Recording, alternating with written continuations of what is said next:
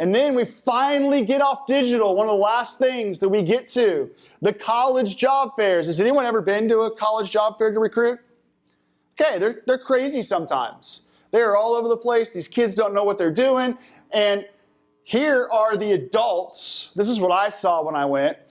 They would have their booth set up. They would get behind the booth, and they would sit there, and they'd be on their phone their whole time until a kid came up.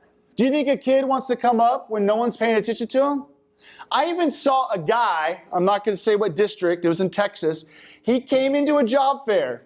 He had a trash bag.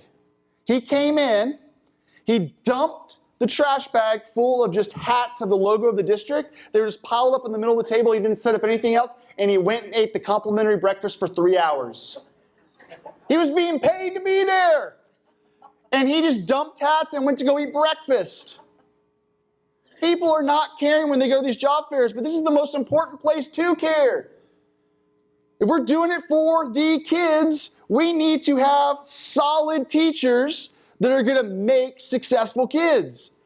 And then we're sending people that are going to sit behind a table the whole time and not even interact with the people they're going to interview.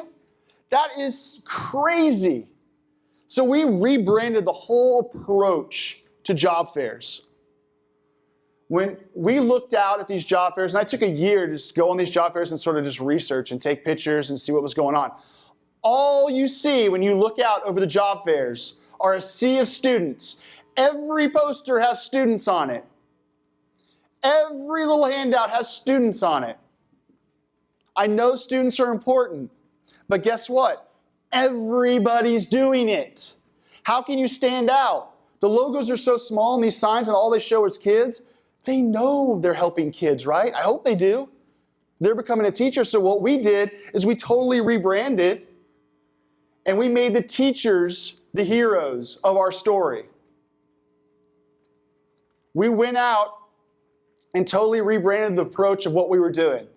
We looked at those trendy colors. We looked what would pop. We made the teachers the stars. I know these are small pictures. I'm sorry.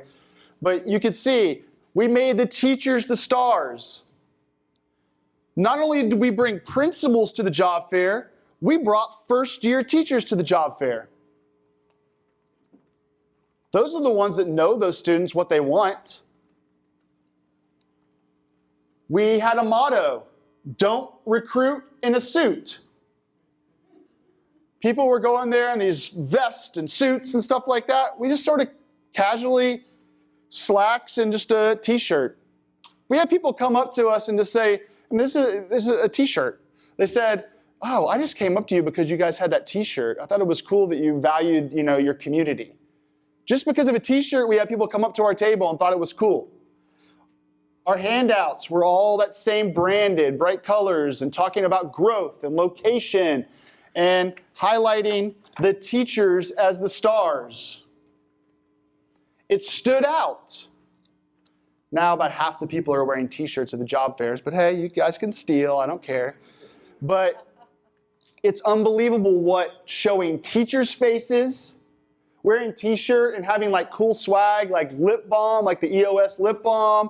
We even had socks that said summer's off. It was crazy, some of the stuff that we did that made a difference at our table and people would come up.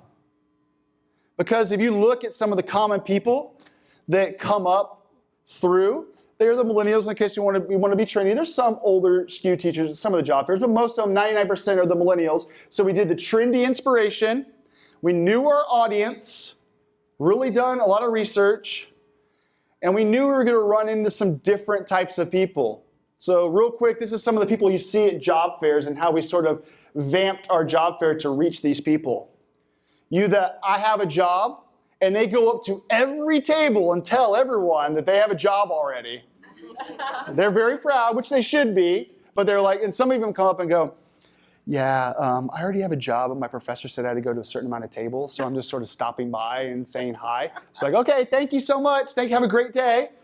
Then you have the highlighter, which I already talked about, the people that are like zone, zone, zone, left, right, table. They're like trained in their mind of the exact tables they want to go to. The destination job, I'm only going to Houston. Dallas, bleh. We had that.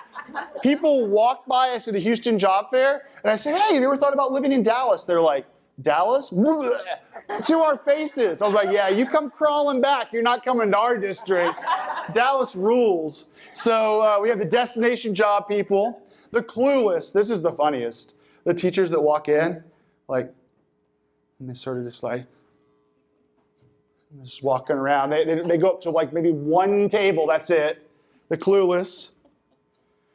This is my favorite. I love my BFF.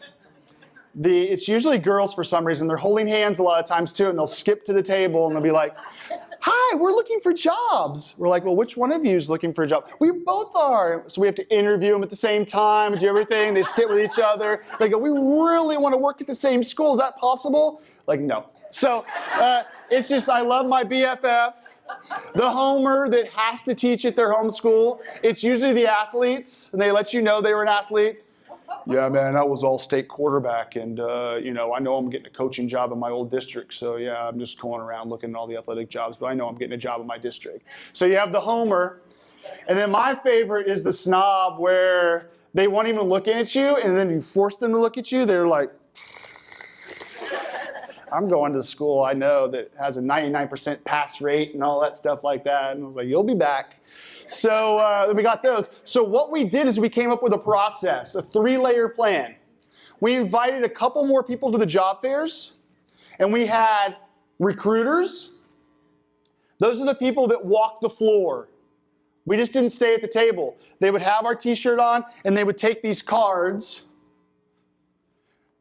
different ones that said your journey, your purpose, but the same thing was on the back, our contact information. They would say, hey, I know you're over at this table right now, but come on over to our table. We have a great program, we have a lot of great stuff. Come over and check us out afterwards. And they would go back and try to find those people. So the recruiters would walk the floor, almost like a car salesman. They would walk the floor and get them to introduce the brand awareness. Then we had the screeners at the tables. Those were usually second, third, fourth-year teachers. The recruiters were usually the first-year teachers. They would screen the applicants, and then we'd have a next layer of the interviewers, and those were usually our principals, and they would interview. So what that process allowed us to do is weed out the people we didn't want, but also capture the people that might not have chose our table or known anything about our district. So it was a great tactic to be able to use those floaters to go out and really nab the people that were at the job fair that were uncomfortable, maybe the clueless people, or break up some of the BFFs, things like that. So it worked really well.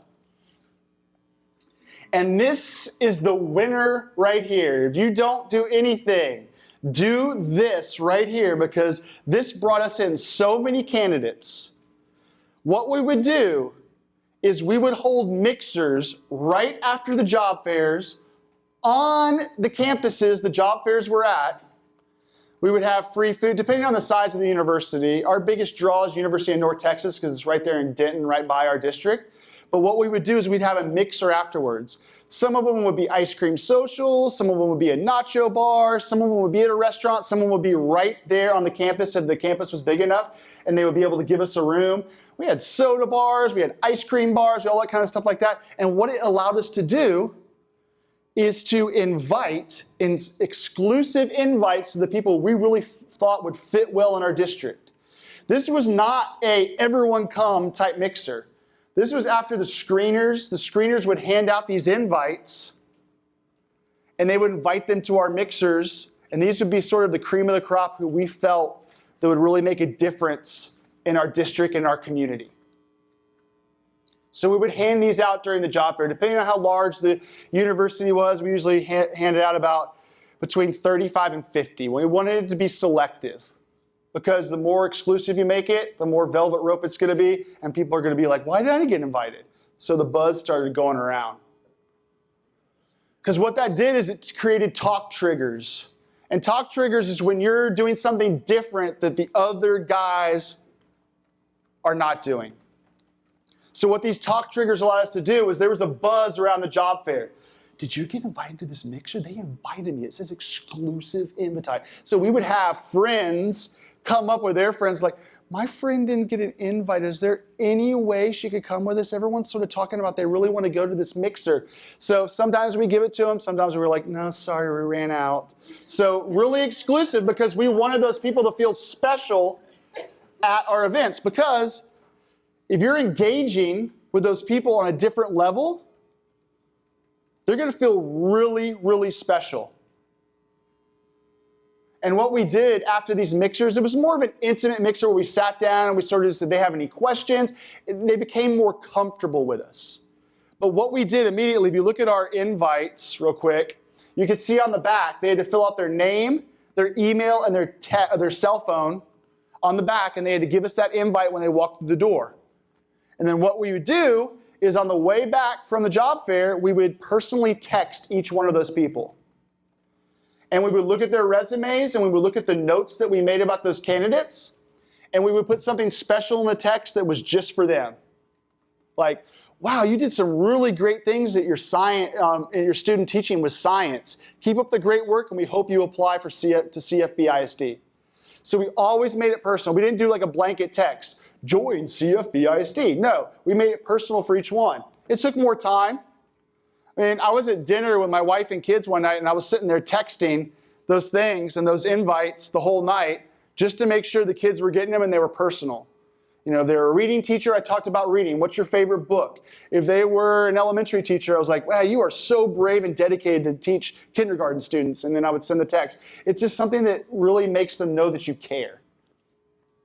And it's all about that connection, right? The more you connect with someone, the more likely they're going to feel comfortable with you and join your organization. Because in the end, the new wave of marketing is really about customer experience. We want to create an experience that's going to guide them through the marketing funnel, or now they call it the marketing flywheel, because the customer is in control and it continues to turn that marketing funnel of yours. We want them to be involved. We want them to be part of the process. And we want them to have the best experience possible. Because if you can believe it, 83% of decision making is done by word of mouth.